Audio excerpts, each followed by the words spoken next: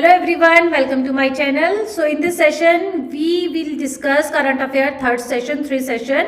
So I brought few questions based on the weekly current affairs of Hindu newspaper. So let's start with the question number 1.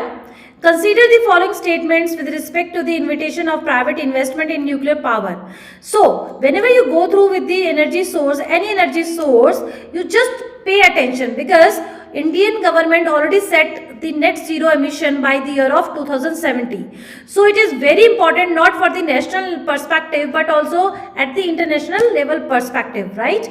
So in this question we need to consider the 3 statements. Statement number 1 says nuclear power is a carbon emitting energy source.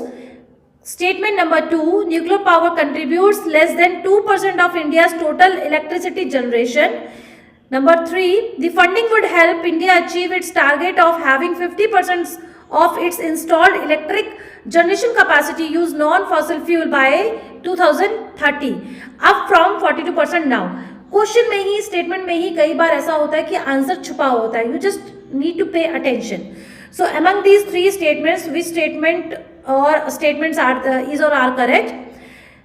Option A 1 and 2, option B 2 and 3, option C 1 and 3 and option D 1 2 3. जब भी energy की बात आती है, कोई भी project है, कोई भी सोर्स है, you just need to pay attention because energy बहुत ज़्यादा सरकार का एक प्राइम फोकस एरिया रहा है क्वेश्चंस पूछने का. जैसे इलेक्ट्रिकल व्हीकल्स है, कुछ भी ऐसा जहाँ पे आपको एनर्जी सोर्स दिख रहा है, चाहे वो आपका ट्रेडिशनल है, कन्वेंशनल है, नॉन कन्वेंशनल सोर्सेज है, तो वहाँ पे ज़रा फोकस करना. प्रीलिम्स में ज़रूर पूछता है, ठीक है. तो यहाँ पे आपको जो करेक्ट आंसर है वो है आपका 2nd and 3rd, बिकॉज जब हम बात कर रहे हैं नॉन फॉसिल फ्यूल, ठीक है. अब सोचो 1st and 3rd अपने आप में ही कॉन्ट्राडिक्टरी हो गई है. फर्स्ट कहता है ये कार्बन एमिट करता है. थर्ड स्टेटमेंट कहता है कि इंडिया अचीव कर रहा है, किस लिए? क्योंकि ये नॉन फॉसिल फ्यूल है, इससे कार्बन एमिट नहीं होता या फिर बहुत लेस होता है, ठीक है. तो जब ऐसा ट्विस्ट करेंगे तो वहीं पे आपका सोर्स जो माइंड है, जो भी आपका गेसिंग पावर है, मान लीजिए किसी को नहीं आता तो गेस पावर भी आपका चल सकता है बाय एलिमिनेटिंग दी ऑप्शन, ठीक है. तो करेक्ट आंसर आपका 2nd and 3rd है. ये 2030 क्योंकि कुछ टारगेट सेट हुए हैं, प्राइवेट इन्वेस्टमेंट को बूस्ट किया जा रहा है to bring more nuclear power projects in India. क्यों? क्योंकि ये less carbon emitting energy source है and we need to maintain ecological balances in India so that globally हमारी रिकॉग्निशन हो सके. इसीलिए इस तरीके की फैक्चुअल इंफॉर्मेशन को भी आपको टिप्स में रखना है. अभी ये आर्टिकल था हिंदू न्यूज़पेपर में जिसमें इंडिया ने कहा है कि $26 billion private investment in nuclear power sector. क्यों भाई? क्योंकि हमारा जो टारगेट है, सरकार ये चाह रही है, उम्मीद कर रही है कि 11,000 मेगावाट इस न्यूक्लियर पावर जनरेशन कैपेसिटी से मिल सके by the year of 2040. Approx 20 nuclear power projects का सरकार ने तय किया है to set up by the year of 2030, ठीक है. तो इसमें थोड़ा सा 2-3 चीजें आपको ध्यान में रखनी है. आप जनरल साइंस पढ़ते हैं तो भाई न्यूक्लियर पावर जो एक इसका रिएक्शन है, न्यूक्लियर एनर्जी होती क्या है, ये न्यूक्लियर एनर्जी जनरेट कैसे होती है, इसकी जो न्यूक्लियर रिएक्टर जो चेन का प्रोसीजर है थोड़ा सा वो देख लेना. फिजन और फ्यूजन कैसे होता है, uranium 238, uranium 235, it plays very important role in the generation of this nuclear energy. तो जरा सा होके देख लेना. जैसे कि यूरेनियम 238 की बात करें तो वो पूरे ग्लोबली बहुत मिलता है, लेकिन वो इतना लाभदायक नहीं है in the generation of nuclear energy. वहीं पे uranium 235 it available less than 1% of world geographical area, but it plays very important role in the generation of nuclear energy. तो इस तरीके की चीजें देखना है. Nuclear energy harnessed around the world today to produce electricity is through nuclear fission. Fission और fusion दोनों होता है. फिजन होता है क्या? जब आपके जो एटम्स होते हैं न्यूक्लियर के, वो जब टूटते हैं into several parts, that is fission. Fusion जब वो दो आपस में जुड़ जाते हैं. तो जो फ्यूजन है, we focus, we observe fusion at the R&D process. जब हम रिसर्च एंड डेवलपमेंट कर रहे हैं तो उसमें हमारा ये यूज होता है, जबकि एनर्जी की जनरेशन की बात किया जाए तो फिजन ज्यादा यूज होता है एज कंपेयर टू फ्यूजन। तो एक तो ये दिमाग में रखना है कि न्यूक्लियर एनर्जी में सबसे ज्यादा क्या चीज यूज होता है, फिजन या फ्यूजन। उसके बाद जो न्यूक्लियर रिएक्टर्स होते हैं they generate close to 1/3 of the world's carbon free electricity and are crucial in meeting climate change goals। तो climate change goal जो हमारा एक पूरे वर्ल्ड लेवल पे एक लक्ष्य चल रहा है, गोल चल रहा है, उसमें ये बहुत ज्यादा रोल प्ले कर सकते हैं। सेफ्टी हजार्डस कुछ है, उसके एक अलग इम्पैक्ट है, बट उसके टाइम टू टाइम मैनेजमेंट करके उसके इफेक्टिव मेजरमेंट्स लेकर उसको रोका जा सकता है to produce more energy so that climate change जो हमारे गोल्स हैं they can meet. Nuclear power provides almost 15% of the world electricity. पूरे वर्ल्ड लेवल की 15% ये आपका पोटेंशियल रखता है टू प्रोवाइड इलेक्ट्रिसिटी। 2012 की बात करें तो पूरे वर्ल्ड लेवल पे 400 न्यूक्लियर रिएक्टर सेटअप किए गए हैं, ऑपरेशन में है लगभग 30 कंट्रीज में, and more than 60 were under construction. तो आप देख सकते हैं कि कितना न्यूक्लियर पावर प्रोजेक्ट्स में सेटअप कर रहे हैं ग्लोबली। यूनाइटेड स्टेट्स, अब एक फैक्चुअल इंफॉर्मेशन है कि पूरे वर्ल्ड लेवल पे सबसे ज्यादा न्यूक्लियर पावर प्रोजेक्ट जो है सेटअप है वो रिएक्टर कहाँ पे सबसे ज्यादा है, तो यूएसए में, जिसके पास मोर देन 100 रिएक्टर्स हैं और which is followed by France. फिर उसके बाद जर्मनी भी है, ऑस्ट्रेलिया भी है, बट सबसे ज्यादा कहाँ पे न्यूक्लियर रिएक्टर है जहाँ पे न्यूक्लियर एनर्जी जनरेट हो रहा है, यूएसए। ठीक है, एट प्रेजेंट अगर भारत की बात किया जाए तो न्यूक्लियर पावर रिएक्टर्स कितने हैं, 23। सोचिए, यूएसए में 100 है, इंडिया में 23 है। टोटल इलेक्ट्रिसिटी बट बिल्कुल खराब भी नहीं है। टोटल इलेक्ट्रिसिटी जनरेटेड अगर हम 10 साल की बात करें, पिछले 10 साल 2013 से लेकर 2023 तक भारत ने कितना अचीव किया है इस न्यूक्लियर पावर प्लांट्स में in the form of generation of nuclear energy, about 411 billion units. और इसने कितना रिलीज किया है, CO2 कितना रिलीज किया है, which is equal to CO2 353 million tons. ठीक है, तो आप देख सकते हैं ये बिलियन में है न्यूक्लियर एनर्जी और आपका मिलियन में है आपका CO2। Government has initiated steps to increase the nuclear power capacity from 7,480 megawatt to 22,480 megawatt by the year of 2031 and 32, and with this respect government also taken decision to set 20 new nuclear reactors by the year of 2031. Nuclear power in India delivers a total capacity of 6.7 gigawatt, contributing to just under 2% of the country's electricity supply. India's nuclear powers are controlled by Nuclear Power Corporation of India. ये जो आपका institution है, organisation है, it is a state owned corporation which was founded in 1987। तो ये state owned है, ये भी थोड़ा सा दिमाग में एक फैक्ट याद रख लीजिएगा।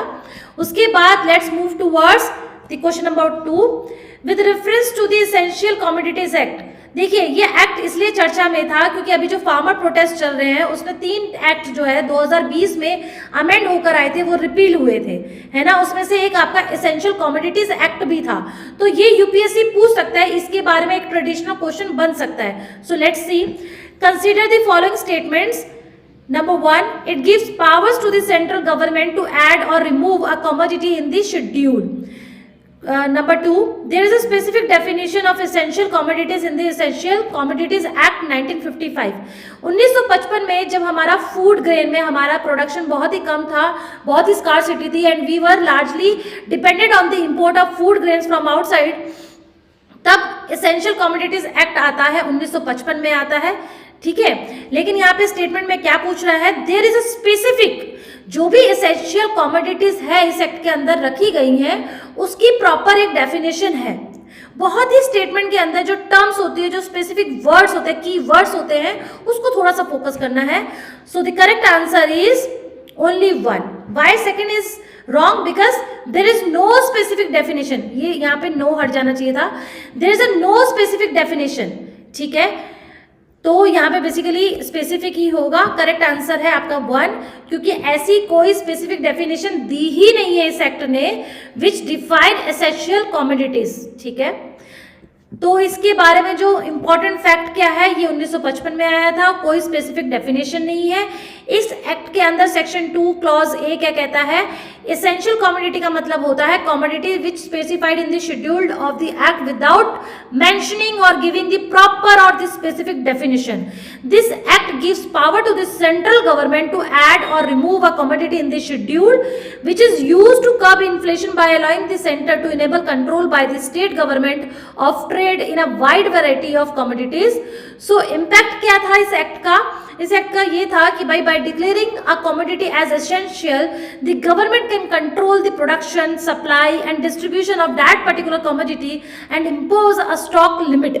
अगर कोई essential commodity है जिसकी scarcity है तो उस पर रोक लगा सकती है ताकि स्टेट गवर्नमेंट जो है उसका misuse in terms of the price fluctuation में ना कर सके। That's why it is also one of the major objective of the government to bring essential commodities under this act. Question number 3, अभी recently एक महोत्सव मनाया गया है with respect to the lord Bahubali Mahamastak Abhishek. So this lord Bahubali, ये कौन है, इनके बारे में क्या एक सेरेमनी हुई है। So let's see with this statements. Question statement number 1, lord Bahubali a revered figure in Jainism renounced his princely status to pursue spiritual enlightenment। तो भाई ये तो एक धर्म से रिलेटेड है, अब आपको पता होना चाहिए जो बाहुबली है वो आपके जैनिज्म में थे या बुद्धिज्म में थे या कोई और हिंदुइज्म था। Second statement is Mahamastak Abhishek ceremony held every year at Venur in Karnataka. तो ये कर्नाटका के वेन्यूर जिले में हर साल मनाया जाता है। Number 3, lord Bahubali also known as lord Gomateshwara. तो इन्हें गोमेतेश्वर भी कहा जाता है, उस नाम से भी इन्हें जाना जाता है। So choose the correct one. The correct answer is 1 and 3। So this is the correct answer. ठीक है, आपका क्या है इसमें, ये जैनिज्म है, बिल्कुल सही है। जो फर्स्ट स्टेटमेंट है वो बिल्कुल सही है। जो महामस्तक अभिषेक है it held once in 12 years, 12 सालों में ये एक बार मनाया जाता है। कर्नाटका के वेन्यूर जिले में मनाया जाता है। लॉर्ड बाहुबली को लॉर्ड गोमेतेश्वर के नाम से भी जाना जाता है। ऐसा क्यों जाना जाता है, क्योंकि ये जो गोमेतेश्वर है he was the son of the first तीर्थंकर आदिनाथ और ऋषभनाथ, इसीलिए उनके नाम से भी जाना जाता है। ये कहाँ पे है, बेसिकली श्रवण बेलगोला, ये एक जगह है श्रवण बेलगोला जो मैसूर से 100 किलोमीटर की दूरी पे है। वहां पे अप्रॉक्स 57 फीट वर्ल्ड लेवल पे कहा जाए तो सबसे लंबी ये एक आपकी मोनोलिथिक स्टैचू है, लॉर्ड बाहुबली का है। और ये जो श्रवण बेलगोला है इसके बारे में भी जानते हैं क्योंकि ये प्लेस है, हो सकता है यूपीएससी रिलीजियस जो भी प्लेसेस होते हैं वहां से भी उसका फेवरेट क्वेश्चन रहता है। ठीक है, ये जैन का ही है। जब जैनिज्म में ये इसलिए मनाया जाता है कि जब वो अपनी प्रिंसली स्टेटस को, अपने राजपाट को छोड़कर स्पिरिचुअल की तरफ जाते हैं, सब त्याग करके, उस उपलक्ष्य में ये अभिषेक किया जाता है। 12 सालों में एक बार किया जाता है। बहुत दूध पानी मतलब बहुत चीजों से इन्हें नहलाया जाता है, अभिषेक किया जाता है। ठीक है, ये मोनोलिथिक स्टैचू है, ये भी हो गया फैक्ट। उसके बाद ये श्रवण बेलगोला क्या है, देखिए कर्नाटका, ये कर्नाटका का मैप है। यहाँ पे हसन एक डिस्ट्रिक्ट है, यहाँ पे इधर की तरफ सबसे साउथ की तरफ, यहाँ पे आपका ये सफेद, देखिए श्रवण, ये जो बेल है, बेल मतलब सफेद है, गोला मतलब सरोवर, तो सफेद रंग का ये आपका सरोवर है। ये जो जगह है, ये जो हसन डिस्ट्रिक्ट है, श्रवण बेलगोला के नाम से जाना जाता है। It is a city of ponds and temples. यहाँ पे बहुत सारे सरोवर हैं और मंदिर भी स्थित है। और यहीं पे आपका ये सफेद रंग के स्टैचू भी हैं जो आपके बाहुबली के नाम से जाने जाते हैं। और ये सबसे बड़ा साउथ इंडिया का कहा जाए तो सबसे बड़ा जैन पिलग्रिमेज और कल्चरल हेरिटेज साइट है। और यहाँ पे ये सबसे बड़ा, और इन्हें ये भी कहा जाता है it is one of the largest monolithic statue in the world and one of the 7 wonders of India. Remember, it is one of the 7 wonders of India. That's why this place is very important for UPSC Prelims 2024. Question number 4. With respect to Kaziranga National Park, it is a UNESCO World Heritage Site. It is home to 2/3 of the world rhino population. जब बात आती है ना इस तरीके की fact की, 2/3, 1/3, you must be sure with the authentic site. कि फैक्चुअल इंफॉर्मेशन सही है या गलत है, क्योंकि ये पूरे वर्ल्ड लेवल पे फेमस है, ठीक है। इसीलिए आपका रीनो पॉपुलेशन के लिए थोड़ा सा फैक्चुअल इंफॉर्मेशन भी जायज है, आपको याद रखनी है। National highway 47 passes through this park area, ठीक है। So correct statements is or are only 1 and 2, क्योंकि थर्ड में 47 नेशनल हाईवे पार नहीं है, आपका 37 है, ठीक है। इस तरीके के प्रीलिम्स पूछा जा चुका है। कोई नेशनल हाईवे उस पार्क से होके गुजरती है, ये आपको पता होना चाहिए। It lies partly in Golaghat district and partly in Nagaur district of Assam, Assam में स्थित है। It is the oldest park in Assam which covers an area of 430 square kilometres along the river Brahmaputra on the north and the Karbi Anglong hills on the south। ये भी बहुत important एक fact है, इसका एक फीचर है। National highway 37 passes through the park area, world heritage site and it is one of the last areas in the eastern India undisturbed by a human presence. ये सबसे अच्छी बात क्या है, ये बहुत ही अनमॉडिफाइड है, क्योंकि कुछ इस तरीके के पार्क होते हैं जो मॉडिफाई हो चुके हैं, but it is unmodified till now. It is inhabited by the world's largest population of one-horned rhinoceros, as well as many mammals are also residing there, like tigers, elephants, panthers, bears, and thousands of birds. So these are the factual information related to this park. Question number 1 and the last question of this session. Consider the following statement with respect to the National Board for Wildlife. It is a non-statutory board constituted under the Wildlife Protection Act 1972. It is a 47, देखिए 47 नहीं भी याद करोगे तो भी चलेगा। It is a 47 member committee which is headed by the Prime Minister and the Minister of Environment, Forest and Climate Change as Vice President और the Vice Chairman।